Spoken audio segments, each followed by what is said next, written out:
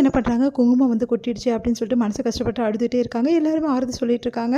அப்போ வந்து பிரீத்தி வந்து ரொம்ப சந்தோஷப்படுறாங்க. இதை பொன்னி பார்த்துடுறாங்க. அழகாக அவங்க வந்து சிரிக்கிறத வந்து கண்ணாடி வழியாக பார்த்துடுறாங்க. பொன்னி பயங்கரமாக அதிர்ச்சி அடைகிறாங்க. செம்மையாக டென்ஷன் ஆகுறாங்க. அடுத்து வந்து இங்கே பிரீத்தி என்ன பண்ணுறாங்க, உடனே வந்து ஃபோன் பேச போயிடுறாங்க. அவங்க அம்மா அப்பா கிட்ட சொல்லிட்டு இருக்காங்க. அவங்க அம்மா கிட்ட சந்தோஷமாக சொல்லிட்டு இருக்காங்க. அவளும் வந்து சக்தியும் 2 பேரும் வந்து என்னம்மா வந்து ரொமான்டிக்காக இருந்தாங்க தெரியுமா, 2 பேரும் அப்படி வந்து இப்போல்லாம் பேசிக்கிறாங்க. அது மட்டும் கிடையாதுமா, இன்னைக்கு சக்தி வந்து பொன்னியோட நெத்தியில் குங்குமத்தை வச்சான். ஆனால் அதுக்கு முன்னாடி வந்து குங்குமம் தவறிடுச்சு. எனக்கு எவ்வளோ சந்தோஷமாக இருக்குது தெரியுமா, அவள் அழுதுகிட்டே இருக்கா. அவள் அழ எனக்கு அவ்வளோ சந்தோஷமாக இருக்குமா. இதெல்லாம் பார்க்க எனக்கு அவ்வளோ சந்தோஷமாக இருக்குது. இப்போ தான் எனக்கு நிம்மதியாச்சு. எனக்கு இவ்வளோ நேரம் வரைக்கும் நிம்மதியே கிடையாது. இப்போ அழுதுட்டுருக்கா அவள், அதை பார்க்கும்போது தான் எனக்கு சந்தோஷமாக இருக்குது அப்படின்னு சொல்லிட்டு இருக்காங்க. இதை எல்லாத்தையுமே வந்து பொன்னி கேட்டுட்டு அப்படியே செம்மையாக வந்து அப்படியே ஆக்ரோஷமாக நிற்கிறாங்க. அதை பார்த்துட்டு பிரீத்தி ஒன்றும் புரியாமல் யோசிக்கிறாங்க. என்ன ரொம்ப சந்தோஷமாக இருக்க போல் இருக்கு, ஃபோன் பண்ணி சொல்கிறியா நீ சந்தோஷமாக இருக்குன்னு சொல்லிட்டு. அடுத்தவங்க கஷ்டப்பட்டா உனக்கு சந்தோஷம் கேட்குது இல்லை, அடுத்தவங்க கஷ்டப்பட்டா சந்தோஷம் எனக்கு கேட்காது, ஆனால் நீ கஷ்டப்பட்டா எனக்கு சந்தோஷமாக தான் இருக்கும் அப்படின்றாங்க பிரீத்தி.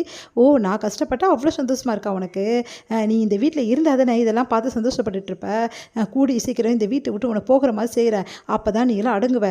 உனக்கு டைம் கொடுத்துருக்குல்ல போகிறதுக்கு, வீட்டை விட்டு நீ போகிறதுக்கு பொட்டி படிக்கலாம் கட்டி வச்சுக்கோ, நீ போகிறதுக்கு டைம் வந்துருச்சு அப்படின்றாங்க. உடனே வந்து ஒரு நிமிஷம் கூட இந்த வீட்டில் நீ இருக்கக்கூடாது, அப்படி நீ இருந்தேன்னு வச்சுக்கோ, என் கண்ணு முன்னாடி இருந்தேன்னா நீ பண்ண வேலை, நீ சக்தி கிட்ட தப்பாக நடக்க பார்த்தது எல்லாத்தையும் இந்த வீட்டில் உள்ளவங்ககிட்ட சொல்லிடுவேன். அதுக்கப்புறம் உன் மூஞ்சி எங்கே தூக்கி வச்சுக்கிறேன்னு பார்க்கலாமா அப்படின்னு ஒன்று அதிர்ச்சி அடைகிறாங்க பிரீத்தி. அப்படியே பார்த்துட்டே இருக்காங்க. என்ன சொல்லட்டுமா நீ பண்ண வேலை, அதுக்கு என்ன சாட்சி இருக்குது, நீ சொன்னால் எல்லாம் நம்பிடுவாங்களா. ஓ, சாட்சி வேறு வேணுமா அதுக்கு, இங்கே பார், இந்த நிமிஷம் நான் எப்படி சொல்லணுமோ அப்படி சொல்லுவேன், அதுக்கேற்ற மாதிரி நான் சொல்லும்போது உன்னால் ஒன்றுமே பண்ண முடியாது. நீ ரொம்ப யோகிய மாதிரி பண்ணிகிட்ருக்க, நீ மட்டும் கரெக்டா, நான் என்ன பண்ண உன்னை, எதுக்காக என்னை வெறுக்கிறேன்னு எனக்கே தெரியல அப்படின்றாங்க. இங்கே பார், நீ பண்ண வேலை எல்லாமே வந்து எனக்கு நல்லாவே தெரியும். நீ பண்ண வேலைக்கு கூடிய சீக்கிரம் நீ தான் இந்த வீட்டை விட்டு போகிற, நான் ஒன்றும் இந்த வீட்டை விட்டு போகிறதில்ல, அதையும் பார்க்கலாம். ஆனால் பயங்கரமான கேடியாக தான் நீ இருந்திருக்க. நான் அது தெரியாமல் நீ நல்லவன் நினச்சிக்கிட்டு உன்னை வீட்டில் விட்டேன், நல்ல பாம்பை வீட்டில் விட்டேன், என்ன பண்ணும் அது, அதை தான் நீ பண்ணியிருக்க. பின்னாடி இருந்து குழி பறிச்சுட்டு இருக்க.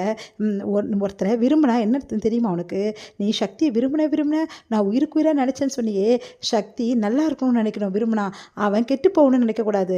நீ விரும்பினவங்க என்றைக்குமே நல்லா இருக்கணும், நல்லா வாழணும்னு நினைக்கிறவ தான் உண்மையான பொண்ணு. ஆனால் நீ உன்னை பார்த்தாவே எனக்கு பத்தின்னு வருது. நீ எல்லாம் ஒரு பொண்ணா கூட இருந்து அடுத்த புருஷனுக்கு வந்து அலையிறிய, உனக்கு வெக்கமாக கிடையாது.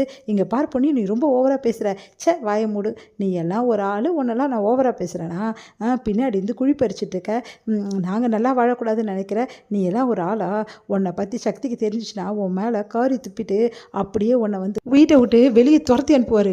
போனால் போகுதுன்னு சொல்லிட்டு நானும் சக்தி கிட்ட சொல்லாமல் இருந்தால் நீ ஓவராக போயிட்டே இருக்கியா, இந்த வீட்டை விட்டு நீயே போவேன்னு பார்த்தேன், ஆனால் நீ போகிற மாதிரி இல்லை, உன்னை எப்படி அனுப்பணும்னு சொல்லிட்டு எனக்கு தெரியும் அப்படின்னு சொல்லிட்டு பொன்னி போகிறாங்க. பிரீத்தி அதிர்ச்சி அடைகிறாங்க.